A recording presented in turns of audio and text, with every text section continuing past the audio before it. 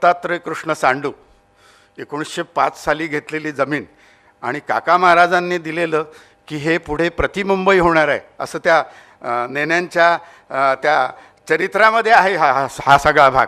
तर तो हे मी वाचलेलं आहे, म्हणजे थोडंसं लांबून आमचा थोडासा नातेसंबंधही असल्यासारखं आहे. पण तो सगळा जो भाग ते जे दत्तात्रय कृष्ण सांडू त्या दिवशी ते मला म्हणाले ते जर कुठेतरी आणखीन कुठे महाडजवळ किंवा याच्याजवळच थांबले असते मुंबईत न येता तर हे सगळं जे घराणं आहे ते झालं नसतं.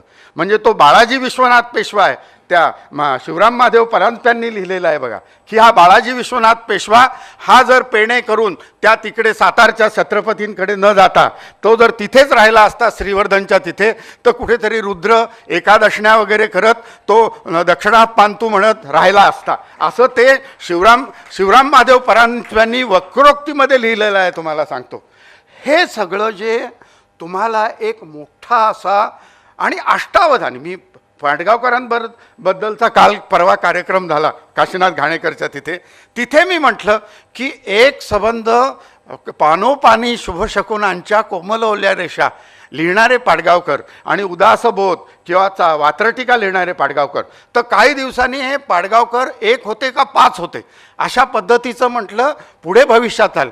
तसं आनंद सांडू हे साहित्यिक का ज्योतिष सांगणारे का औषधं देणारे का बिल्डिंग कन्स्ट्रक्शन लाईनमध्ये पुढे आलेले का असे एक 4-5 सांडू आहेत की काय असा कुणाला प्रश्न पडेल अशी इतकी जी नाही एखाद्या व्यक्तीमध्ये आपण इतक्या समग्रपणानं त्याच्यामध्ये असं एक गोष्टी असणं ही मला खूप अभिमानाची गोष्ट वाटते. मराठीमध्ये हे जी सगळी काय त्या श्री काकांचं ते बॉयलर आणणं जे आहे काय प्रसंग आहे ते उद्योजकतेच्या दृष्टीने आहेत. ही काळाची बखर आहे तुम्हाला सांगतो. म्हणजे आयुर्वेदिक याच्यामध्ये अशा पद्धतीनं नुसती लाकडाच्या एक आता इचलकरंजीला गेलं तर कसं सगळीकडे लाकडं भरलेली दिसतात तुम्हाला सांगतो. ते जे पॉवर लूम्स आहेत तिथे अशी लाकडं भरून पण ती जी तुम्ही तुमच्या वडिलांनी जे तिथं आणि ॲट द एज ऑफ 44 आहे हो तुम्हाला सांगतो तर ती माणसं काय व्हिजन असलेली लोक होते. व्हिजन असलेलं एका वेळेला काहीतरी 8 का 12 भट्ट्या तिथे उकळण्याच्या चालू असायच्या. आता हा जो सगळा उद्योजकतेचा भाग आहे मराठी माणसाच्या कर्तृत्वाची ही एक गाथा आहे असं मला वाटतं. म्हणजे त्या 42व्या वर्षी किंवा 4थी शिकलेल्या बाईला बालविकास संघ बालविकासची शाळा काढावी लागणं फाउंडर मेंबर बालविकास म्हणून त्यांचा सत्कार झालेला तुम्ही तिथं दिलाय आणि चेंबूर हायस्कूल काढावं म्हणून मुख्यमंत्र्यांची भेट असा तुम्ही एक त्याच्यामध्ये शिक्षण मंत्र्यांना भेटलेले आहेत. तर हे जे काही एखाद्या घराण्यामध्ये घराणे मग टाटांचं पुस्तक वाचतो घराण्यांची पुस्तक पण आपल्याच पंचक्रोशीत राहणारा आपल्याच जवळ राहणारं एक जी काही माणसं आहेत ती माणसं इतकी ग्रेट असावीत याचं वाचून खरोखर तुम्हाला सांगतो आज आश्चर्य वाटतं. हे सगळं जे आहे ना तर धनंजय माझं मत असं आहे की पाडगावकर कसे सकाळी बैठक लावून सकाळी त्यांना बशीभर चिवडा लागायचा पण नंतर ते 2-3 दिसा माझी काहीतरी ते लिहावे असं बैठक रोज असायची आणि एवढी प्रचंड 18, 19, 20, 21 काहीतरी पुस्तकं त्यांची आली कविता संग्रहाची.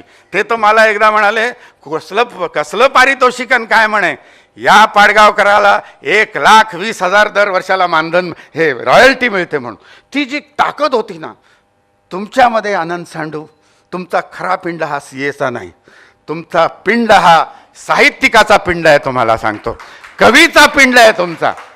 ती तुमची खरी ओळख आहे. आणि उद्यापासून हे सगळं नाहीतरी धनंजयनं सांगितलंच आहे की बाबांनी सगळे प्रॉफिट वगैरे होणाऱ्या गोष्टींकडे त्यांचं लक्ष नसतं. तर उद्यापासून अक्षरशः हे जे काही अनुभवांचं प्रचंड असं तुमच्याकडे असलेलं जे संचित आहे आणि नातेसंबंधांच्या सगळं जे आत्ता आहे सगळं इतक्या वेगळ्या वळणावर आपण उभे आहोत. म्हणजे मी एकदा म्हणजे सांगतो माझ्या कार्यक्रमात एका मुलीला विचारलं काय गं म्हटलं एकत्र कुटुंब पद्धती म्हणजे काय तर ती म्हणाली आई आणि बाबा एकत्र राहतात त्याला एकत्र कुटुंब पद्धती म्हणतात. मग मुलांनाच आश्चर्य वाटतं आपले आई बाबा कसे काय एवढे वर्ष एकत्र राहतात म्हणून. इथं 9वारी नेसलेल्या आजी किंवा पणजी अशा हर्डीकर त्या उभ्या आहेत. हां, हो, मामी उभ्या आहेत. तर त्यांच्यामध्ये 50 वर्ष लग्नाला होऊन कधी त्यांनी कुठला हॉल घेतला नाही की पूजा घातली नाही. तुम्हाला सांगतो, आता म्हणजे अशी वेळ आली आहे की 25 दिवस एकत्र राहिले तरी पूजा घालतील की काय, असा एक नवीन काळ आलेला आहे तुम्हाला सांगतो. आणि पुढच्या काळामध्ये हे जे नातेसंबंध रदगत किंवा एक एक काळ परवा येताना देवरुखवरनं येताना ते मी त्या संक्रांतीचा दिवस होता आणि अशी कापडी पिशवी असायची आणि त्याला एक अशी अशी कागदाची त्याला लावलेली आणि पोस्टानं ते पोस्टमन आहेत ना, संक्रांतीपासून एक 8-15 दिवस साधारण ती जी हलवा आणि ती तिळगुळ असा तोच घरोघर कुणाच्याकडे तरी यायचा तो. तर ती जी काळाची आठवण आहे ना, ती आज कुठेतरी आपण नुसते म्हणजे एखादी गोष्ट कशी डिलीट करणं, मेसेज आला लगेच डिलीट केला, म्हणजे डिलीट करण्याची जी गोष्ट आहे ना त्याच्याकडे आपण चाललेलो आहोत. हे डिलीट करण्याचं जे सगळं आधुनिकता आपल्याकडे आलेली आहे त्याच्यापासून नातेसंबंध मर्वबंध. अहो काय सुंदर लिहिलं आहे त्या यांना जितेंद्र अभिषेकींना लिहिलेले ते 31 बंदिशींचं जे काय गुंफलेलं आहे ना, की सॅल्यूट करावं, हेवा वाटावा असं हे व्यक्तिमत्व आहे. म्हणजे मला स्वतःला खूप करती अभिमान, मला पुरस्कार वगैरे मिळाले, पण या माणसाचा अनेक ठिकाणी मला साहित्यिक म्हणून हेवा वाटलेला आहे. हे मी कबूल करतो, हे मी कबूल करतो. बाजूलाच प्रकाशक बसलेले आहेत, बाजूलाच प्रकाशक बसलेले आहेत, एक ज्येष्ठ कथालेखिका तिथे बसलेले आहेत आणि एक संगीतकार आत्ता आपल्यातनं त्यांना काही रेकॉर्डिंगसाठी गेले ते आज तुम्हाला सांगतो. आज छान त्यांचा आमचा योग आला. नाही तर 4 अशोक नावाचा आमचा एक कार्यक्रम असायचा, अशोक पत्की, अशोक सराफ, अशोक पाटोळे आणि मी, असा एक कार्यक्रम असायचा.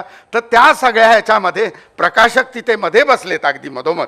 तर त्या प्रकाशकांना मी अशी गळ घालतो, माझेही तेच प्रकाशक आहेत तुम्हाला सांगतो.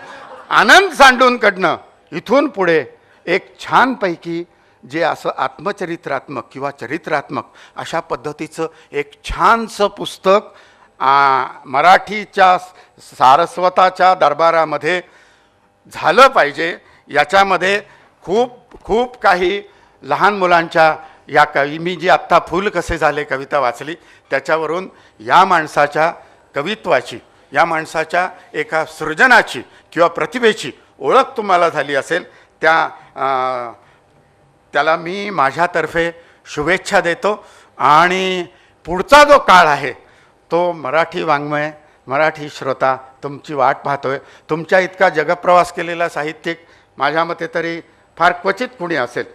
आणि तुम्ही तुमचं ऋण म्हणून तुमच्या आईला प्रथम तुम्ही घेऊन गेलात, म्हणजे पत्नीला न नेता आईला प्रथम तुम्ही जगप्रवास केलेला आहे. ही जी काय हे फार ग्रेट आहे हो, तुम्हाला सांगतो. हे फार ग्रेट आहे. ग्रेट किती आहे, माणसं फार क्षुद्र होत चाललेलो आहोत, आम्ही अतिशय क्षुद्र होत चाललेलो आहोत. हा जो समारंभ आहे किंवा हे सगळं आहे की हे माणूसपण नावाची काय गोष्ट आहे, माणूसपण आपण विसरलेले लोक आहोत. बोट धरणं जे नावाची गोष्ट आहे की एकमेकांचा बोट धरणं, समाजातल्या एखाद्या पीडित, दलित, पददलित या लोकांना कुठेतरी असं एखादं मशीन घेऊन देणं, हे त्यांनी मला सांगितलेल्या गोष्टी आहेत. या कशासाठी आहेत, तुमचा गौरव व्हावा म्हणून नाही, सांडूंचा किंवा आनंद सांडूंचा आणि यशोदांचा गौरव व्हावा म्हणून नाही. समाजाकडे आज हे जे काही आहे हा मेसेज घेऊन आपण सगळे घरी जाणार आहोत. संबंध काय असतात, सांडूंचा आपला काय संबंध आहे, ठीक आहे, हा कार्यक्रम झाला, जेवलो वगैरे की आपण गेलो, पण याच्यातनं आपण जे घेऊन जातोय की काय माणसं असतात, एकमेकांना मदत कशी करायची असते, माणसांचं जपणं कसं असतं, ती जी नातवंड आहेत ती काय छान छान मराठी उद्गार हो. मी कान देऊन ऐकत होते की यांच्यामध्ये असा कॉन्व्हेंटचा कुठला उच्चार येतोय की काय, तुम्हाला सांगतो. खरोखर इतकं मराठीचं विकृतीकरण झालेलं आहे ना की काय कळतच नाही. मी अनेकदा सांगतो की ते मुलांनी याच्यात आली ती पारंब्या म्हणजे काय, तर त्या मॅडमनी सांगितलं ते नूडल्स असतात ना तशा पारंब्या असतात म्हणून. असा सगळा हा भाग आहे. एन्जॉय करायचा. वाचन नावाची गोष्ट फार मोठी असते. आत्ता तुम्हाला वाटेल की वाचन संस्कृती सगळी लयाला जाते, पण मुलांना घर म्हणजे काय 3 BHK आणि 4 BHK मध्ये घर नाही. तर एक रांगणारं मूल असतं, हागून घाण खणणारं असतं. एक मधली पिढी असते, आई बाबा आणि आजी आजोबा असतात. त्यांना काय कळत नाही, पण ते असे वाचत असतात. त्यांचं अस्तित्व हे घराला शोभा देतं, तुम्हाला श्रीमंती देतं. या 3 पिढ्या ज्या घरामध्ये आहेत त्याला घर म्हटलं जातं. हे मी अनेकदा माझ्या कार्यक्रमामध्ये सांगतो तुम्हाला. आपली काहीतरी व्याख्याच बदलून टाकलेली आहे आज. आपली सगळी जगण्याचे संदर्भ कुणीतरी या सगळ्या मेकनायझेशनमुळं, या कॉर्पोरेट त्याच्यामुळं कुठेतरी असलं सगळं असं उलथून टाकल्यासारखं झालं आहे. ते पुन्हा नैतिकतेकडे, पुन्हा व्हॅल्यूजकडे, पुन्हा सत्वाचा उदयोस्तू करा असं केशवसुतांनी म्हटलेलं आहे. त्या सत्वाचा उदयोस्तू या आजच्या कार्यक्रमाच्या मिळानं आपल्या सगळ्यांच्या जगण्यामध्ये येवो अशी शुभेच्छा देतो. आणि जीवेत शरद शतम असंच तुम्ही अमृत महोत्सव 81 सहस्त्रचंद्र दर्शन आणि त्याहून पुढे असं एक कार्यक्रमाला आम्हाला बोलवा, म्हणजे 12-1 वाजताची जेवणाची पण आमची सोय होईल असं मी शुभेच्छा देतो. आणि मला इथे बोलवलं याबद्दल मी पुन्हा एकदा कृतज्ञता व्यक्त करतो. मी काय असं भाषण वगैरे देणारा माणूस नाही. रात्री 12 वाजता मला उठवलं तर मी कविता संमेलन करू शकतो, कविता वाचतो.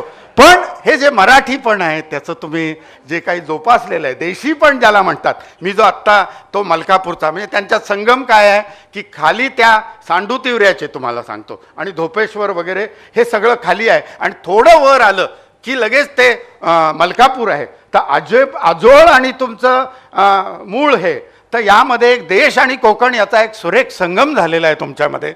मराठीपणाचा हा जो संगम झालेला आहे ते मराठीपण तुम्ही पुढे न्यावं आणि त्या मुलांनी असं जपून ठेवावं अशी मी सद्भावना व्यक्त करतोय.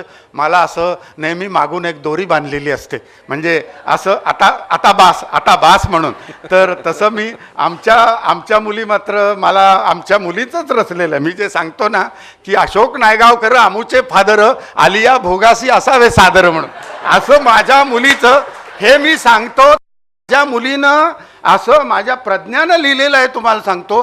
ती अशी झोपली होती, म्हणजे असं वरती पांघरून घेऊन, आणि ती एकदम झोपेतनं म्हणाली, ती रात्री 11-12ची वेळ असेल तेव्हा ती म्हणाले, बाबा तुम्ही हे सगळं कार्यक्रमामध्ये हे सांगता, ही माझी रॉयल्टी आहे म्हणून मी एकदा स्टेजवर येऊन मी हे सांगणार आहे. मी महिलांबद्दल खूप गौरवपर कविता लिहितो. माझी पत्नी इथे उपस्थित आहे. ती मला म्हणाली की तुम्ही हे जे काही महिलांच्या गौरवपर सांगता, एकदा मी व्यासपीठावर येऊन तुमच्याबद्दलचं खरं काय ते सांगणार आहे असं.